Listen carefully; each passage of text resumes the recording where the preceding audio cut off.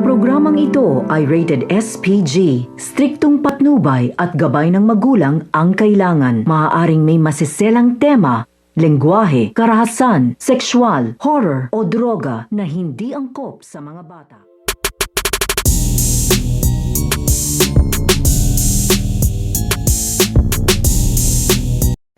Ang paglipat dito nga kay Carlo Dalisay dito nga sa kulungan. So ito nga si Albert ay agad-agad nga na ditong tatawagan ito nga si Lily upang sabihin nga dito ang kanyang gustong gawin dito nga kay Carlo Dalisay na ilipat na nga daw nila ito dito nga daw sa kulungan dahil naging successful na nga naman dito ito nga daw operasyon ito nga daw ni Carlo at pwede na nga daw nila itong ilipat dito nga daw sa kulungan dahil delikado nga daw dito ito nga daw si Carlo ng pagnanatili pa nga daw ito dito nga daw sa ospital dahil anong oras nga daw at anong araw nga daw ay pwede nga daw silang sugurin dito ng Tampos Agila at baka magkaroon pa nga daw dito ng matinding bakbakan at mabawi nito nga daw Tampos Agila ito nga daw si Carlo. Kaya nga ito nga si Lily ay sinabihan nga na dito ito nga si Albert na gawin na nga daw nila sa madalang madaling panahon ang paglipat dito nga daw kay Carlo Dalisay dito nga daw sa kulungan. Kaya nga ito nga si Albert ay ditong pupulungin ito ang kanyang kasamahan upang paghandaan nga nila dito ang paglipat ito nga ni Carlo Dalisay dito nga sa kulungan. So pakakaabangan natin dito kung magtatagumpay na nga ba